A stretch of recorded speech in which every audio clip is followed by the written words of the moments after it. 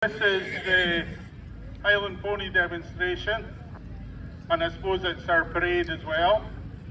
We've got the champion and the reserve champion and a few other prize winners here. So the reason we're doing it this year is this is the 100th anniversary of the Highland Pony Society. So the Highland Pony Society was formed in 1923 to regulate the breeding of Highland ponies and to provide a register for their pedigrees. Up until that point, the pedigrees were recorded from about 1880 by it was called the Polo Pony Society, and that was a society that was set up to breed ponies suitable for polo. And most people that had these native breeds, Highlands, Fells, I suppose Shetlands, Dales, Exmoors, Welsh and all the rest of them, they were mostly farmers and crofters throughout Britain. So they weren't exactly the kind of people that would be playing polo anyway. So as time went on, they changed the name of the Polo Pony Society, and it became known as the National Pony Society, which most of you will probably know. And they then had individual groups set up and down the country for the different breeds. And finally the Highland Pony Society broke off on its own in 1923, 100 years ago. So the Highland Pony has been around for a lot longer than 100 years. It's probably been around for thousands of years. And it was the native indigenous horse of the Highlands and the Islands. And their primary function in days of old was as a pack horse and a riding horse. So if you needed to shift something from one place to another, whether it was seaweed on your croft or maybe shell sand for alkalinity of the soil, or dung, or bringing your peats in, then you would have used a Highland pony. If you were smuggling whiskey over the hills, you'd have probably used a Highland pony. And then they were also ridden by people like the cattle drovers and anyone else wanting to go from one place to another. Then after that, they became very popular for carrying deer. Most of the sporting estates use deer ponies, and some of them still do. And I think we've got two deer ponies in just now. They were used for dragging timber. You can see the timber horse down the bottom there. It would have chains on it, would be dragging timber. And the military used them. The Lovat Scouts was mounted on Highland ponies. The Lovat Scouts were formed by Lord Lovat at the time of the Boer Wars up at Beaulieu, and they used to come with their own ponies, and the men were paid, and they were paid extra for their ponies as well. The Scots Greys was formed by the Earl of Tullibardine, or most people would know them better now as the Duke of Atholl, and they formed the Scots Greys with Highland ponies. So they've had a multitude of uses, and then sadly, after the Second World War, mechanisation came in, and there was a lot of Lend-Lease tractors, the Grey Fergies, the Fords and Ends, and more farms and crofts were getting mechanised. So in the late 40s and the early 50s, all of a sudden the uses for the ponies started to dry up. And sadly a lot of them would have gone to the meat man, but pony trekking started in 1952. And at one time, through the 50s, the 60s and the 70s, almost every hotel in the Highlands and Islands had its own pony trekking centre. So there was a huge number of Highland ponies used for pony trekking. And that, thankfully, saved the breed during the 50s and the 60s, because it wasn't really until the 70s that private ownership started. And once private ownership started and it grew through the 80s and the 90s, the Highland pony became more of a recreational animal, and people would have them for the families to ride. The husband, the wife, the children could all ride the same pony, and that gave them a new lease of life. And today they're very popular as showing ponies. They go right to the top at Hoys and Olympia, but they're still used on the hills. They're still used as deer ponies. Some of them are still used to drag timber, and of course there's still a fair few used in pony trekking. So if we start down at the bottom, Craig, if you put your hand up. Craig, put your hand up. So Craig has got a mare from Glenedda, who's a professional deer pony, and a mare, it's a gelding, sorry, I couldn't see its Willie because its leg was in the way, but Craig assures me that that's a boy. So that's a gelding, and he works carrying deer, stags out of Glenedda. And any of you that know Glenedda will know it's quite steep. Now, that saddle is what's called a Glenstrathfarer deer saddle, and they were slightly bigger than what was known as the Glencoach saddle. And Glenstrathfarer is up between Bewley and Cannock on the sort of east side of the country, and Glencoach is between Invergarry and Kinlochgourn in the middle of nowhere. And they were a shorter saddle, and instead of having 3 straps and 2 straps for the girth, for the shorter, more compact Western Isles and Highland style of the breed. So, where's the other deer pony? Connor there, you give us a wave, Connor. Connor's got what's called a combination deer saddle. And the combination deer saddle, as you can see, looks like a big riding saddle. It's got stirrups on it. And the idea of the combination saddle was that you could take your guest, or one of the tops, when he was going out the hill stalking, if he was getting a little bit older, or he'd maybe done too much port, need a touch of gout, then he would be taken out the hill on the pony. And once they'd shot their stag, the stag would go on the pony, and the guest would be able to walk home after shooting his beast. Because going home it would be downhill, and he would maybe manage that. Now, some people think that the combination saddle was so that the gillie could ride the horse out the hill. But I don't know of a stalker even today that would have allowed any gillie to ride a pony, so they were strictly only for the guests. So that's the combination deer saddle. Then we'll go to Katrina. So, yeah, that's from Glenedda. That's one of mine from Kingussie. If we go to, where's she hiding? There's Katrina, Blackie. She was Blackburn. Some of you'll know how many sisters was there? There was 5 Blackburn sisters from Roshman on Lochaber. You probably know them well because they were wild as hell when they were younger. And Katrina's got a Scandinavian or Norwegian logging harness on.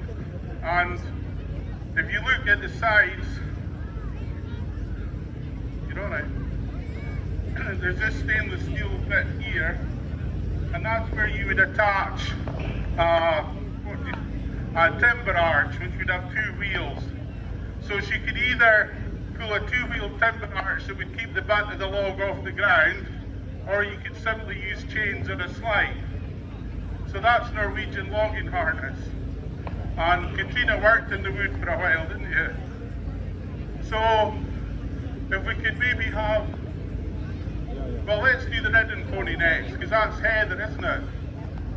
So the ridden pony at the top here, Heather, is another Lochaber pony. She lives just along the road, isn't she, at the moment? But she's originally from Sooner, Julia, wasn't she? From Acharical. So that Heather's an Acharical pony, and you'll see Heather later on with a carriage driving group for the riding for the disabled. Ow. So her main job Ow. is pulling a carriage, but here you see her ridden now. So the next one we've got, the most important one today, is Becca Cameron from Kingussie.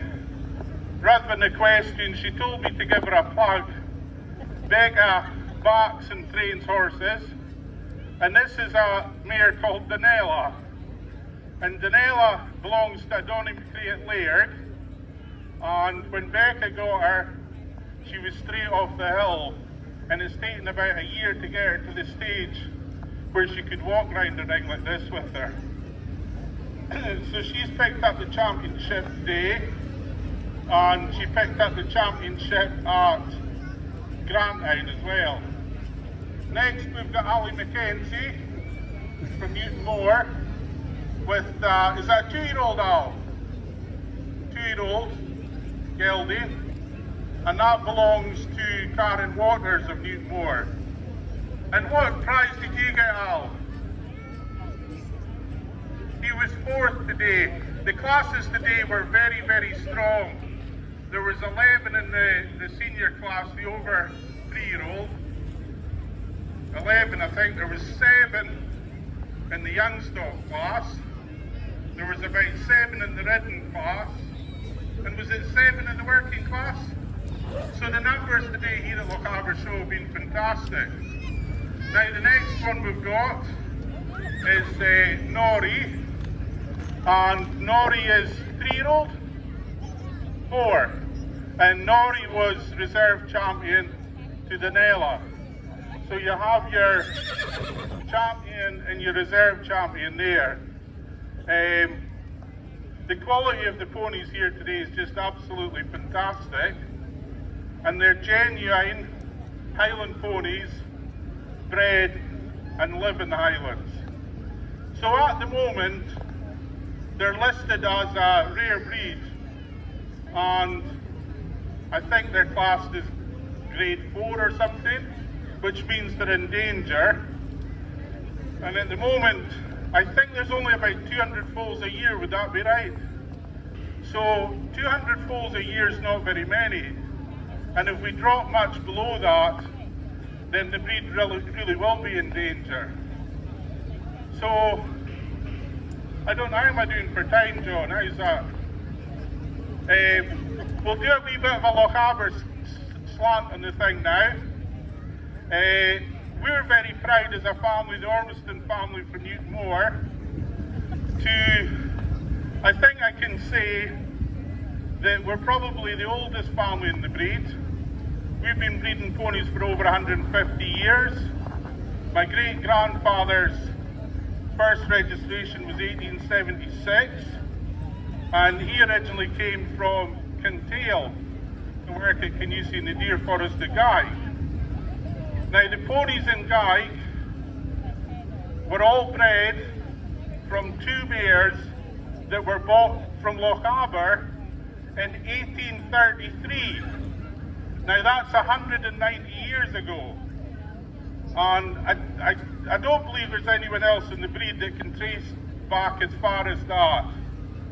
And we're very proud to know that every pony we've got descended from that 2 mares that came from here in Lochaber in 1833.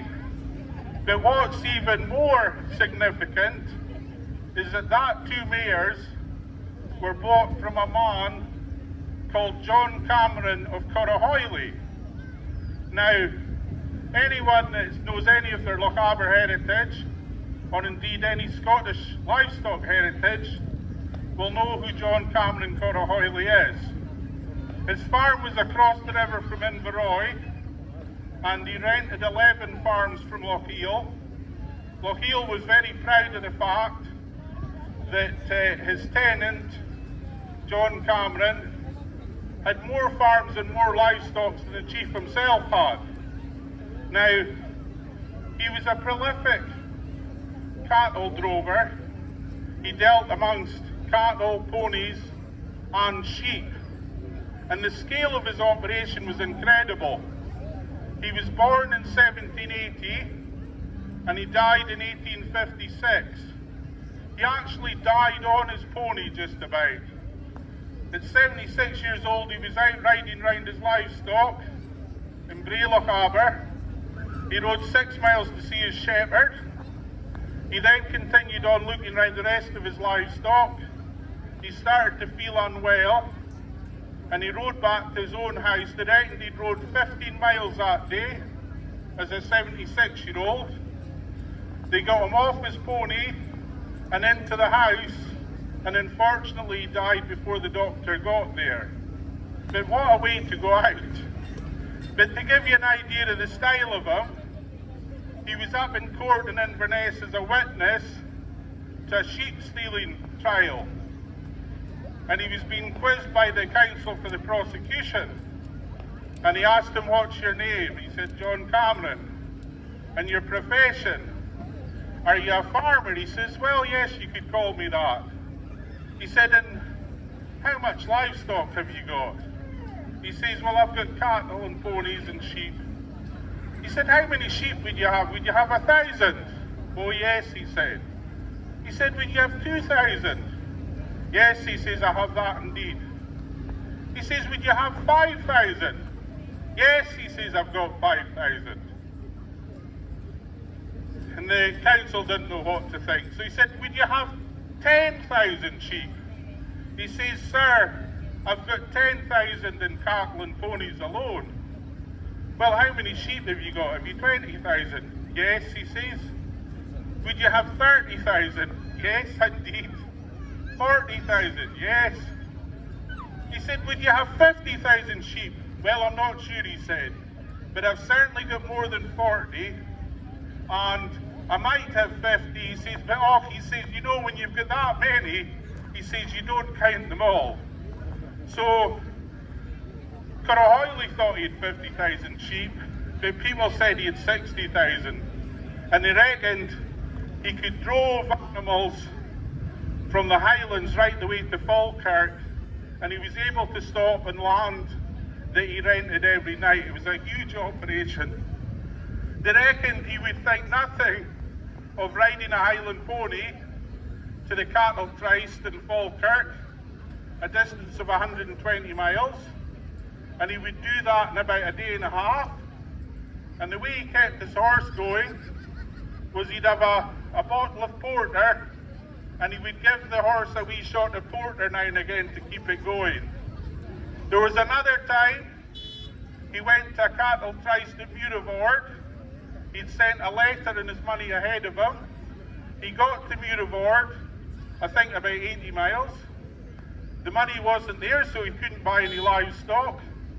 So he rode back to Fort William to the bank to find out what had gone wrong. The bank said they were very sorry, but they had sent the money to his farm by mistake. So he then rode from Fort William to Corriehoillie, and sure enough, the money was there. He picked up the envelope and the money. He got a fresh horse, and he rode to Ruaridh so he would still catch the sale. They reckon he rode 250 miles in less than 3 days. So these ponies and the men of the Highlands were a hardy breed.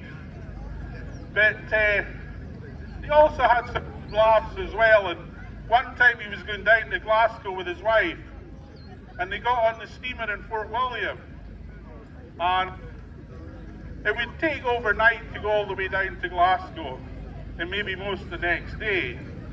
And he got involved in a poker game with some young, well-to-do men that were maybe up for stalking or something.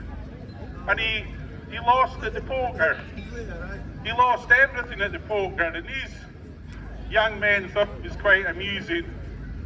And he said, "Well, I'm going to go to my bed now." They said, no, you can keep playing." He says, I've nothing to bet." They said, And he said, yes, indeed I have. They said, well, put your wife up.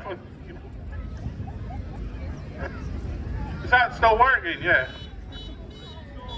He lost the wife in the poker game as well.